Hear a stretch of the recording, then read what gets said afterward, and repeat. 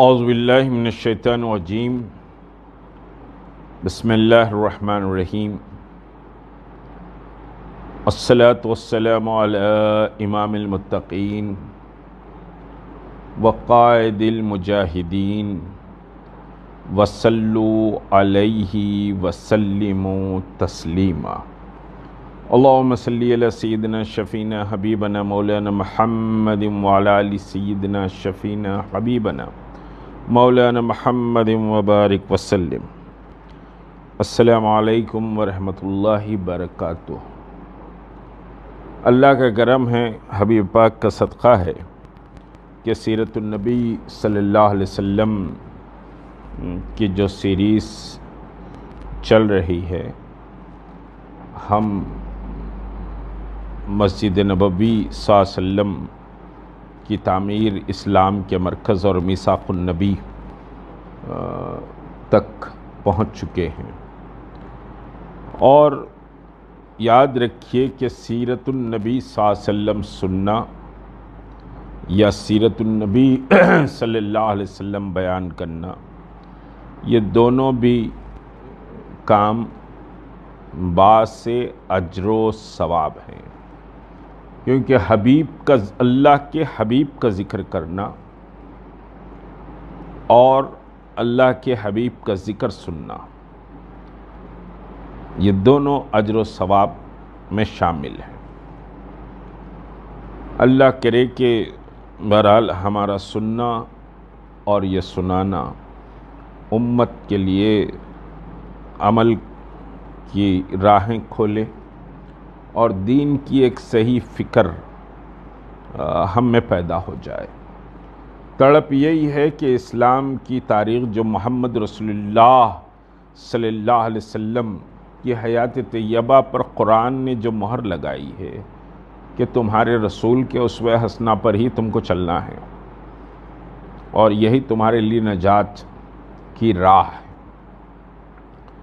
تو بیان کرنے کا مقصد یہی ہے کہ ہم اسوہ حسنہ کو صحیح انداز سے سمجھ لیں، اور بڑے ٹوٹے پھوٹے طریقے سے یقینی طور پر میں بات رکھ رہا ہوں، لیکن اللہ کا کرم ہے یہ کہ یہ پروگرام جیسا کہ لائیو بھی جا رہا ہے اور یوٹیوب پر بھی موجود ہے۔ بعض لوگوں نے مجھ سے پوچھا کہ بھئی یہ پروگرام اگر ہم لائیو نہیں سن پا رہے ہیں تو کیا ہم کو بعد میں میسر ہے؟ تو میں نے کہا شاید یوٹیوب پر بھی یہ پروگرام آ رہا ہے، اور ہمارے جو اس وقت تحریک کے نوجوان جو ساتھی ہیں سید عمران، وہ ان پروگراموں کی تشہیر اور اس کو کنڈکٹ کرنے کا کام کر رہے ہیں۔ اللہ ان کو بھی بہترین اجر سے نوازے، اور اللہ تبارک تعالیٰ ان کی اس طلب کو قبول بھی فرمائے۔ تو یہ بہرحال یوٹیوب پر بھی یہ پروگرام ہے، غالباً فیس بک پر بھی یہ پروگرام موجود رہتا ہے۔ اگر آپ لائیو نہیں جڑ پائیں تو بھی اس پروگرام کو نہ صرف آپ سنیں، میں یہ بات کہہ رہا ہوں کہ نہ صرف آپ سنیں، اپنے بچوں کو سنائیں، اپنے عزیز و اقارب کو بھی یہ پروگرام سنائیں، کیونکہ اس میں کوئی ایک عنوان پر آدھا گھنٹہ فصیح و بلیغ سمجھیے کہ تقریر یا پھر کوئی بڑی لفاظی نہیں ہے۔ اس میں ایک اسٹیپ بائی اسٹیپ جو محمد رسول اللہ صلی اللہ علیہ وسلم کی حیات طیبہ ہے، جو اہم امور ہے، سارے امور اہم ہیں میرے آقا کے، تو اسٹیپ بائی اسٹیپ اس کو میں لے کر جا رہا ہوں اور اسٹیپ بائی اسٹیپ اس کو سمجھانے کی کوشش کر رہا ہوں۔ تو میری طلب یہ ہے کہ زیادہ سے زیادہ اس سے استفادہ حاصل کر لیں تو زیادہ بہتر ہے، اور پتہ نہیں کہ کب سمجھیے کہ چراغ گل ہو جائے، اور پتہ نہیں کہ آئندہ ربیع الاول کو میں رہوں یا نہ رہوں، مگر ایک بات بہرحال آپ تک سمجھے کہ پہنچانے کی جو ذمہ داری میں محسوس کرتا تھا، جو تڑپ تھی، اس کے تحت یہ محفل رکھی جا رہی ہے۔ بہرحال سب کو جانا ہے کون کب جائے گا، کیسے جائے گا۔ قرآن کا واضح حکم ہے، ثم اذا جاء اجلها لا یستأخرون ساعة ولا یستقدمون، کہ جب وقت آ جائے گا موت کا، اجل کا، تو ایک لمحہ، ایک فریکشن، میں تو بار بار کہتا ہوں فریکشن آف سیکنڈ بھی اللہ نہیں دے گا۔ کیا بندہ کہے گا کہ یا اللہ میری آنکھ بندے میں کھول کے چھت کو دیکھ لوں، تو وہ بھی اس کو مہلت نہیں ملے گی۔ لا یستأخرون ساعتوں، یعنی ایک سا بھی نہیں ملے گا۔ تو زندگی تو بہرحال ایسی ہے، اس کو غنیمت جانے۔ اور پھر بقول کسی شاعر کے تھوڑا میں تبدیل کر کے اس شعر کو کہتا ہوں، پھر اس کے بعد عنوان پر آ جاؤں گا کہ دل زیست کے میزان میں تلے یا نہ تلے۔ ذرا تبدیلی کے ساتھ میں اس شعر کو کہتا ہوں، بہت غور سے سن لے، اور اس کے بعد اپنی زندگیوں کا بھی جائزہ ہم لے لیں۔ اللہ ہم سب کو جائزہ لینے کی توفیق عطا فرمائے۔ دل زیست کے میزان میں تلے یا نہ تلے، کل صبح منہ اپنے ہی ہاتھوں سے دھلے یا نہ دھلے، ان رات کے سجدوں کو غنیمت جانو، کل صبح آنکھ کھلے یا نہ کھلے۔ تو یہ جو لمحات ہیں، یہ جو ربیع الاول المنور ہمیں نصیب ہوا ہے، پتہ نہیں کل نصیب ہوگا کہ نہیں ہوگا۔ تو جو بھی لمحات زندگی کے ہیں اس کو سمجھیے کہ ہم اہم جانیں، اور جتنا سمیٹ سکتے ہیں اتنا سمیٹنے کی کوشش کر لیں۔ اور یہی جو زندگی رہنے والی ہے، وہ یہ سانسیں اس دنیا میں مستقل رہنے والی نہیں ہیں، یہ تو اکھڑ جائے گی، ختم ہو جائے گی، اور کب ختم ہوگی اس کی کوئی گارنٹی بھی نہیں ہے، کوئی گارنٹی نہیں۔ ارے کل رات میں ملا تھا، اطلاع ہی صبح مر گیا، پھر رات میں آپ سے ملا تھا، رات میں تدفین بھی ہو گئی اس کی۔ یہ زندگی کا کھیل ایسے ہے، کوئی گارنٹی نہیں۔ ہاں گارنٹی یہ ہے، جیسے اللہ نے فرمایا تولج اللیل فی النہار وتولج النہار فی اللیل وتخرج الحی من المیت وتخرج المیت من الحی وترزق من تشاء بغیر حساب۔ یعنی اس حیات کے بعد موت، پھر موت کے بعد پھر حیات، اس حیات کے بعد پھر موت نہیں۔ وہ زندگی مستقل زندگی، وہ زندگی ختم ہونے والی نہیں۔ اس زندگی کے بعد جو موت ہے، اس موت کے بعد سمجھے خبر ہے، اس خبر کے بعد جو حیات ہے، پھر وہ حیات کے بعد پھر موت نہیں۔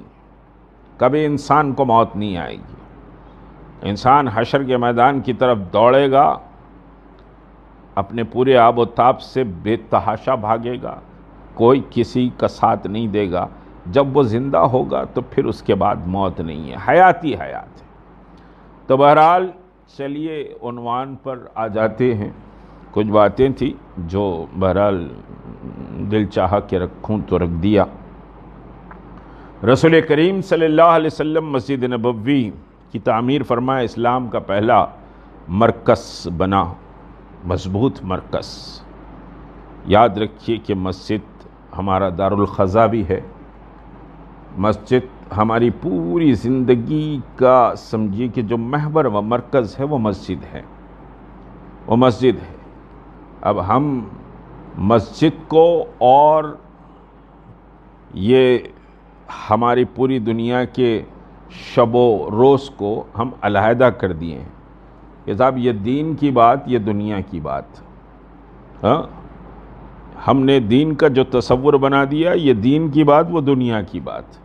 یاد رکھیے کہ محمد رسول اللہ صلی اللہ علیہ وسلم کے دین میں دنیا اور دین دو الگ چیزیں نہیں ہیں، دونوں ساتھ۔ حتیٰ کہ بیوی کے ساتھ تمہاری صحبت اور مباشرت بھی دین میں شامل ہے، کہ محمد رسول اللہ صلی اللہ علیہ وسلم نے اس کا بھی طریقے کا عمل بتا دیا۔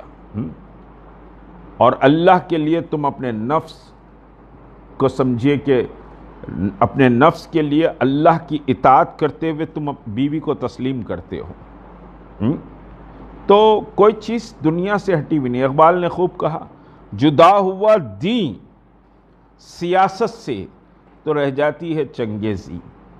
آج ہم سمجھتے ہیں کہ سیاست الگ چیز ہے۔ میں نے میثاق النبی کل بات آپ کے سامنے رکھی، محمد رسول اللہ کی پولیٹیکل لائف وہاں سے اسٹارٹ ہو رہی ہے مسلمانوں کی، کہ اللہ کے رسول کو سمجھیے کہ ہیڈ آف دی اسٹیٹ تسلیم کر لیا گیا، اور اللہ کے رسول نے ایک کانسٹیٹیوشن تمام قوموں کے سامنے رکھا، میثاق النبی۔ تو یہ سیاست تھی، لیکن دین سے جدا نہیں تھی۔ بغیر دین سے جڑی ہوئی کوئی چیز اللہ کے پاس اجر والی نہیں ہوتی۔ ہر چیز اجر کی ہے، ہر چیز، تمہارا کمانا، تمہارا اٹھنا، تمہارا بیٹھنا، تمہارا لباس، تمہاری کھانا، تمہارا پہننا، تمہاری بیوی سے بات کرنا، بچوں سے شفقت سے پیش آنا، یا بچوں کو اسکول کا لے جانا، اسکول سے لانا، بچوں کی تربیت، تعلیم، سب داخل ہے اور سب باعث ثواب ہے، سب دین کا حصہ ہے، یہ دنیا نہیں ہے۔ ہاں یہ ہے کہ ٹی وی دیکھنا، کھانا وہ ٹیبل پہ بیٹھ کے کھا رہا، ایک کرسی پہ بیٹھ کے کھا رہا، ایک طرف بیٹھ کے کھا رہا، چاروں چار کونوں میں بیٹھے ہوئے ہیں، ٹی وی کو دیکھتے ہاں کرتے ہوئے کھانا کھا رہے ہیں، تو یہ دنیا ہے۔ ورنہ کھانا کھانا بھی دین ہے، کھانے کے طریقے سے کھاؤ تو اللہ اجر و ثواب دے گا۔ تو بہرحال چلیے آگے بڑھتے ہیں۔ محمد رسول اللہ صلی اللہ علیہ وسلم اور مسلمان آہستہ سے اسٹیبل ہو رہے تھے۔ اب کیا ہوا، ایک سال کا جو پیریڈ ہجرت کا گزرا، اس ایک سال کے پیریڈ میں میثاق النبی آیا، کانسٹیٹیوشن آف دی مدینہ، مواقعہ ہوا، مسلمان آپس میں بھائی بھائی بنائے گئے، ریہیبلیٹیشن ہوا، جو مکے سے مسلمان مدینے میں آئے تھے ان کو ریہیبلیٹیٹ کیسے کرنا چاہیے اس کی پوری پلاننگ ہوئی، مسجد نبوی کی تعمیر ہوئی، اور اسلام کو آہستہ آہستہ اسٹیبل کیا گیا۔ اب جب مدینہ کا میثاق النبی بنا تو باضابطہ مارکیٹ کمیٹی بنائی گئی کہ صاحب ماپ تول میں چوری چکاری جھوٹ کا دھندا نہیں ہوگا، آنیسٹی سے بزنس کیا جائے گا۔ اور آپ کو معلوم مارکیٹ کمیٹی کے فرسٹ چیئرمین حضرت سیدنا عمر بن خطاب تھے رضی اللہ تعالیٰ۔ مدینہ کی مارکیٹ کمیٹی کوئی چوری چکاری نہیں کر سکتا، حتیٰ کہ بزنس کیسا کرنا ہے میرے آقا نے بتلایا۔ ہم سمجھتے ہیں کہ یہ دنیا ہے، ذرا بولنا پڑتا دنیا ہے۔ ہاں میرے آقا مارکیٹ سے گزر رہے ہیں، جو کے ڈھیر میں آپ نے ہاتھ ڈالا، یا گندم کا سمجھے کہ کپا یا جو کا تھا، اس میں کافی نمی تھی، یعنی پانی ملا دیا گیا تھا وزن بڑھنے کے لیے۔ آپ نے کہا کہ تجارت کرو تو دیانتداری سے کرو، جھوٹ کی بنیاد پر مت کرو، تو اللہ اس میں برکت دے گا۔ تو یہ سمجھیے کہ پرنسپلز ہر چیز کے، لائف ٹوٹل لائف کے پرنسپلز، تو یہ ایک سال میں یہ سارا سمجھیے کہ کام ہوا۔ اب مکے والے بڑے ٹینشن میں تھے، بڑے پریشان تھے۔ مکے والوں کو یہ لگی ہوئی تھی کہ مسلمان یہاں اسٹیبل ہو رہے ہیں، انہوں نے اپنی مسجد بنا دی، ایک کانسٹیٹیوشن بنا دیا، مسلمانوں کا ایک سپریٹ آئیڈینٹیفیکیشن تسلیم کر لیا گیا، مسلمان ایک قوم کی طرح ایک قوم تسلیم کر لیے گئے مسلمان۔ یہ سب سے امپورٹنٹ بات تھی، ورنہ اسلام تو مکے میں ایکسیپٹ نہیں کیا گیا تھا۔ مدینہ بھی آئے تو مہاجر لوگ تھے، کوئی ان کی آئیڈینٹی نہیں تھی۔ ہاں بھائی مکے کے لوگ آئے ہیں یہاں پر رہنے کے لیے آئے ہیں، اور مسلمان ہو رہے ہیں، کچھ لوگ دین کو قبول کر رہے ہیں، تو ان کی کوئی آئیڈینٹی نہیں تھی۔ اسلام یہ اسلام مذہب کو فالو کرنے والے ہیں، ان کو مسلمان مومن گروہ کہلائے گا، ان کی کوئی آئیڈینٹی نہیں تھی۔ لیکن میثاق النبی کے ذریعے مسلمانوں کی ایک آئیڈینٹی بن گئی۔ جیسا یہودی ایک قوم تسلیم کیے گئے، عیسائی ایک قوم تسلیم کیے گئے، مجوسی ایک گروہ تسلیم کیا گیا، ویسی مسلمان بھی ایک گروہ تسلیم کیے گئے۔ آج آپ کو یہ بات بہت آسان لگے گی، اب جیسا انڈین کانسٹیٹیوشن میں مسلمان اب ایک سمجھیے کہ مذہب کی حیثیت سے ان کی اپنی ایک آئیڈینٹی ہے، پھر یہاں جتنی اقلیتیں ہیں ان کی اپنی ایک آئیڈینٹی ہے۔ اب وہاں مدینے میں مسلمانوں کی کوئی آئیڈینٹی نہیں تھی۔ یہ کانسٹیٹیوشن جو مدینے کا رسول کریم صلی اللہ علیہ وسلم نے پیش کیا، مسلمان ایک آئیڈینٹیفائڈ گروہ ہو گیا۔ تو یہ 1 سال کے پیریڈ میں نے تیزی سے، تو اس سے آپ محسوس کریں گے کہ بغیر کسی ریسٹ کے ریسٹ لیس ہے محمد رسول اللہ صلی اللہ علیہ وسلم۔ ایسا نہیں کہ مدینے کو آ گئے چلو بھائی سکون ہو گیا، آپ کوئی لڑائی جھگڑا تکلیف دینے والا نہیں ہے، آپ مسجد میں نماز پڑھ لو، اور سمجھیے کہ ابھی سمجھیے کہ نماز فرض ہوئی تھی، کیونکہ آخری پڑاؤ جو مکے کا آخری پڑاؤ ہے وہ معراج النبی صلی اللہ علیہ وسلم ہے، جو میں نے معراج پر کو ٹچ نہیں کیا، واقعہ اور لمبا ہو جائے گا مکے کی لائف۔ تو معراج النبی آخری پڑاؤ تھا، یعنی معراج کے بعد پھر ہجرت کا حکم آیا، تو نماز تو فرض ہو گئی تھی، نماز فرض ہو گئی تھی۔ تو اب مدینہ آ گئے، مسجد نبوی بھی بن گئی، چلو نماز پڑھ لو، ادھر قباء بھی بن گئی، نماز پڑھ لو، مسجد میں رہو، اطمینان سے کھاؤ پیو بھائی، سکون میں رہو، نو ٹینشن۔ ایسے نہیں، جس مقام پر تم ہو اس مقام کو محمد رسول اللہ صلی اللہ علیہ وسلم اور قرآن کے مطابق اس معاشرے کو ڈھالنا مومن کی بنیادی ذمہ داری ہے، ورنہ مدینے کو آ کے اطمینان سے بیٹھ جاتے، مسجد نبوی میں سجدے کرتے، نوافل پڑھتے، سمجھیے رات تمام جاگتے، جتنا قرآن نازل ہوا وہ پڑھتے رہتے، مسئلہ ہی نہیں تھا۔ لیکن ایسا نہیں ہوا، ریسٹ لیس، میں نے لفظ استعمال کیا ریسٹ لیس۔ تو رسول کریم صلی اللہ علیہ وسلم بہرحال مسلمانوں کو اور مدینے کو اسٹیبل کر رہے تھے۔ مکے والوں کو بڑی کھار تھی، اب مکے کے حالات تو ہم سن چکے ہیں۔ مکے والے گاہے ماہے مدینے پر آتے اٹیک کرتے تھے اور بھاگ جاتے، نکل کے آتے اٹیک کرتے، چھپ کے بھاگ جاتے، کبھی کچھ سمجھیے جانور لے کے چلے جاتے، کبھی بکریاں لے جاتے، کبھی اونٹوں کے گلے لے جاتے، ایسا ہوتا۔ اب دیکھیے محمد رسول اللہ وجہ تخلیق کائنات صلی اللہ علیہ وسلم، سوچے کہ یہ مکے والے آ رہے، حملہ کر رہے چلے جا رہے، حملہ کر رہے چلے جا رہے۔ تو اب آپ دیکھیے مومن بڑا فریس ہوتا ہے، اور بڑی حکمتیں، تدبر، دانائی، فراست، یہ سب مومن کا شیوا ہے۔ بیوقوفوں کی طرح خالی بھاؤ بھاؤ بھاؤ چلاتا نہیں مومن۔ حکمت، دانائی، تدبر، فراست، ڈیسیشنز، ڈپلومیسی، یہ ساری چیزیں، اور انشاءاللہ آگے کی تاریخ میں یہ ساری چیزوں کو میں بتلاؤں گا رسول کریم صلی اللہ علیہ وسلم نے کیسے کیسے سمجھیے کہ ڈپلومیٹک اپنا ایکٹ کیا، کیسے کیسے دیا۔ اب پہلا مرحلہ مدینہ منورہ جو سٹی تھا، اور میں بتا چکا کہ ایکسپورٹ اور امپورٹ کے بزنس پر مکے کی لائف ٹکی ہوئی تھی۔ مکے میں کوئی بڑے انڈسٹریز نہیں تھے، کوئی بڑے سمجھیے کہ صاحب یا ایگریکلچر سٹی بھی نہیں تھا مکہ، تو وہ ایکسپورٹ اور امپورٹ کا بزنس شام سے ہوتا تھا۔ شام مطلب آج کی نوجوان نسل کے لیے کہہ رہا ہوں سیریا، جو آج بہت ڈسٹرب ہے، بڑی احادیث ہیں سیریا کے تعلق سے۔ تو سیریا سے مکے والے بزنس کرتے تھے، خود حضور صلی اللہ علیہ وسلم بھی بزنس کے لیے گئے تھے سیریا کو۔ تو مکے والے اگر سیریا کو جا کر بزنس کرنا ہے تو جو انٹرنیشنل روڈ تھی، وہ انٹرنیشنل جو ہائی وے یا روڈ تھی، وہ مدینے کے بارڈر سے ہوتے ہوئے سیریا کو جاتی تھی۔ میرے پوائنٹ کو بہت اچھا غور سے سنیے، مدینے کے بارڈر سے ہو کر سیریا جاتی تھی، یعنی جو بھی بزنس ٹرپ مکے والوں کا جائے گا وہ مدینے کے بارڈر سے ہوتے ہوئے ہی جائے گا۔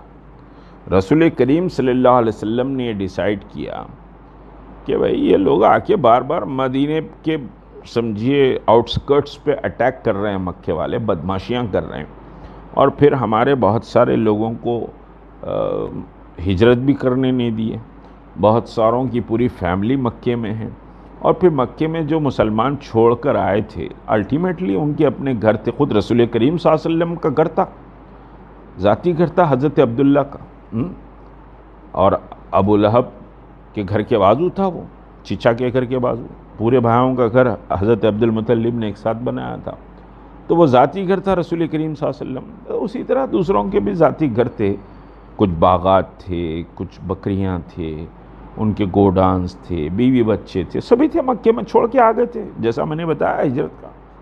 تو حضور صلی اللہ علیہ وسلم نے کہا کہ بھائی ان کے پروٹیکشن کے لیے ہم مکے والوں سے ایک معاہدہ کریں گے۔ اب آپ اندازہ لگائیے، 1 سال ہوا ہے ہجرت کر کے، رات کی تاریکی میں رسول کریم صلی اللہ علیہ وسلم نکلے، صرف 1 سال ہوا ہجرت کر کے، لیکن اللہ کے رسول صلی اللہ علیہ وسلم 1 سال میں بہرحال اس پوزیشن میں آ گئے کہ بھائی ہم مکے والوں سے اب بات کریں گے، یہ تماشے تم بند کر دینا، ہمارے لوگوں کو ٹوٹل سیکیورٹی آپ فراہم کرنا، ہمارے جو لوگ مکے میں رہ گئے ہیں وہ سیکیور رہیں۔ خود رسول کریم صلی اللہ علیہ وسلم کی شہزادی حضرت زینب بھی ہجرت نہیں کر پائی تھی، آگے بتاؤں گا بدر کے موقع پر، تو وہ ہجرت نہیں کر پائی تھی، اور دوسرے لوگوں کے بھی سب فیملیز تھے، بہت سے لوگوں کے فیملیز تھے، تو ان کی سیکیورٹی کے لیے حضور صلی اللہ علیہ وسلم نے طے کیا کہ ہم مکے والوں سے بات کریں گے کہ بھائی تم اگر سیریا کو بزنس کرنے جانا ہے، آنا ہے پیسفل، تو پھر ہمارے ان سمجھیے کہ ڈیمانڈز کو ماننا پڑے گا، اگر نہیں مانیں گے تو ہم بزنس کرنے نہیں دیں گے، ہم تمہارے بزنس کو روک دیں گے۔ اکنامیکل وار، اکنامیکل اٹیک، اور دشمن کو سمجھیے کہ اکنامیکل اٹیک بہت امپورٹنٹ ہوتا ہے، اس پہ بہت سمجھا سکتا ہوں مگر عنوان بھی لمبا ہو جائے گا، بعض لوگوں کے حلق سے بھی نہیں اترے گی بات۔ تو اکنامیکل وار بہت امپورٹنٹ ہوتی ہے، تو اللہ کے رسول صلی اللہ علیہ وسلم نے معلوم کرایا، انٹیلیجنس بہت تیز تھی، ہمارے پاس مخبراں جیسے تیز ہیں نا گلیوں میں، وہاں محمد رسول اللہ صلی اللہ علیہ وسلم کی انٹیلیجنس تھی، مسلمانوں کو آ کے اطلاع دیتے تھے۔ ہمارے پاس کیا ہوگا، مخبراں ہو گئے، مسلمانوں کی اطلاع جا کے سمجھیے کہ کہیں اور دیتے۔ یہ گناہ کبیرہ ہے، یہ مخبری، اپنی قوم کی مخبری کرنا گناہ ہے۔ ہاں کوئی غیر قانونی کام ہو رہا ہے، کہیں جو ہے سو شراب بک رہی ہے، کہیں نشاور چیزیں بک رہی ہیں، نوجوان تباہ ہو رہے ہیں، کہیں عیاشی ہو رہی ہے، جوے کے اڈے ہیں، تو مخبری کرو، جا کے مخبری کیا رپورٹ کرو۔ لیکن غیر ضروری مخبراں پیدا ہو گئے ہیں، اور یہ گناہ ہے، نوجوانوں بھی سن لو، وہ مخبر بھی سن لو، اللہ کے ہاں پکڑے جاؤ گے تم، اپنے قوم سے غداری کرے بول کے۔ بہرحال برائی ہو رہی تو اس کو روکنے کے لیے ضرور جا کے بات بتلاؤ، قانون ہے، قانون کی سمجھے تعاون لو۔ تو حضور صلی اللہ علیہ وسلم کی انٹیلیجنس بڑی تیز تھی، تو آپ نے انٹیلیجنس سے معلوم کرایا کہ بھائی شام کو کون سا سمجھیے کہ صاحب بزنس ٹرپ مکے والوں کا گیا ہے، معلوم ہوا بہت بڑا ٹرپ گیا ہوا ہے، ابو سفیان کی کمانڈ میں ایک بڑا بزنس ٹرپ گیا ہوا ہے۔ آپ صلی اللہ علیہ وسلم نے پلاننگ کی کہ اس پورے بزنس ٹرپ کو جو بزنس کر کے واپس آئے گا اس کو ہم روک لیں گے۔ یہ تھی اکنامیکل وار، اور یہ صرف سمجھیے کہ دوسرا سال شروع ہوا تھا، رمضان المبارک، اسی میں آپ نے ڈیسیشن لیا، اور 1 سال میں یہ جو مدینہ اسٹیٹ ہے اس کو آپ کسی حد تک اسٹیبل کر چکے تھے، سمجھیا، اس کو اسٹیبل کر چکے تھے مدینہ اسٹیٹ کو، مسجد نبوی بن گئی، یہ ساری چیزیں ہو گئے، مسلمان سیٹ بھی ہو گئے آپس میں، سمجھیے کہ مواخذہ ہوا، مدینی کے بازار میں مکے کے مسلمان جا کر بزنس بھی کر رہے تھے۔ حضرت عبد الرحمن بن عوف کو مدینے کے صحابی ان کے بھائی نے کہا، جو اللہ کے رسول نے ان کو بھائی بنایا تھا، کہ بھائی تم میری جائیداد لے لو، بیوی لے لو، بچے لے لو۔ انہوں نے کہا کہ مجھے کچھ نہیں چاہیے، میرے کو مدینے کا مارکیٹ بتا دو۔ مارکیٹ میں گئے، مدینے کے پنیر کا بزنس شروع کرے، پیسے بھی نہیں تھے۔ عبد الرحمن بن عوف کون ہے جانتے ہیں آپ؟ ویلٹیسٹ بزنس ٹائکون تھے مدینے کے، اور بزنس کیسا شروع کرے؟ بزنس شروع کرے، کچھ بھی نہیں تھا ان کے پاس، بولے کہ بھائی میرے کو مدینے کا مارکیٹ بناؤ، تمہارے باغوں کی ضرورت نہیں ہے، تمہارے مال کی ضرورت نہیں، مدینے کے مارکیٹ کو گئے، جا کے پنیر ایک دکان سے لیے، بولے بھائی میں تمہارا پنیر بیچ کے دیتا ہوں۔ اس کی دکان سے نکلے، بازار میں ذرا آگے ٹھہر کے پنیر بیچے، پھر اس کے پیسے اس کو دے دیے، پھر واپس آ گئے۔ ایسا کرتے ہوئے سمجھیے اب پہلے کھانے پینے کا بندوبست پیدا ہوا، پھر آہستہ آہستہ بزنس ڈیولپ کرے تو آپ کے اتنا دولت مند مدینے میں کوئی نہیں تھا۔ اتنا بڑا بزنس امپائر حضرت عبد الرحمن بن عوف رضی اللہ تعالیٰ عنہ کا، جن کے پاس کچھ نہیں تھا۔ تو دین کا سودا مہنگا سودا نہیں ہے، دین کا سودا بہت فائدے کا سودا ہے، دین کا سودا بڑے فائدے کا سودا ہے۔ تو یہ سارا سمجھیے کہ کام ایک سال کے اندر بڑا مسلمان آہستہ سے اسٹیبل ہوئے۔ ابھی بہت فائنینشیل فلانا اسٹیبل نہیں ہوئے تھے، مگر اس موقف میں آ گئے کہ دشمن سے ڈسکشن کیا جائے، شرائط طے کی جائیں۔ تو یہ سمجھیے کہ مدینے کو پہنچنے کے ایک سال کا پیریڈ، اور دوسرا سال جیسے شروع ہوا تو پھر سمجھیے کہ اکنامیکل وار، بہت امپورٹنٹ پوائنٹ، اکنامیکل وار سمجھیے کہ صاحب کے لیے اللہ کے رسول صلی اللہ علیہ وسلم پلان بنائے۔ انشاءاللہ یہ اکنامیکل وار جڑی ہوئی ہے بدر سے۔ تو کل آپ کے سامنے اہم عنوان اسلام کی تاریخ کی پہلی جنگ بدر، وہ کیسے ہوئی، کیوں ہوئی، انشاءاللہ وہ بات بہت سمجھیے آدھا گھنٹہ بہت شارٹ ہے، بدر کے لیے 2-3 گھنٹے کا تو جلسہ ہوتا ہے جس میں بات رکھتا ہوں بدر کی، لیکن انشاءاللہ آدھے گھنٹے کے اندر بدر کو سمٹنے کی امپورٹنٹ ٹچس میں کل دوں گا۔ تو ہم یہاں تک پہنچ گئے ہیں کہ اب دوسرا سال ہجرت کا، تو یہ دوسرے سال میں جنگ بدر ہوئی، تو اس کے کیوں ہوئی جنگ بدر، اب پھر اس کے بعد 8 سال کا پیریڈ رہتا ہے، تو انشاءاللہ اس کو بھی ہم کور کریں گے آہستہ سے۔ اللہ تبارک تعالیٰ بہرحال ہماری ان مجلسوں کو قبول فرمائے اور لوگوں کے دلوں میں سیرت النبی صلی اللہ علیہ وسلم کی صحیح تصویر کو بٹھا دے اور اس پر عمل کرنا آسان ہو جائے۔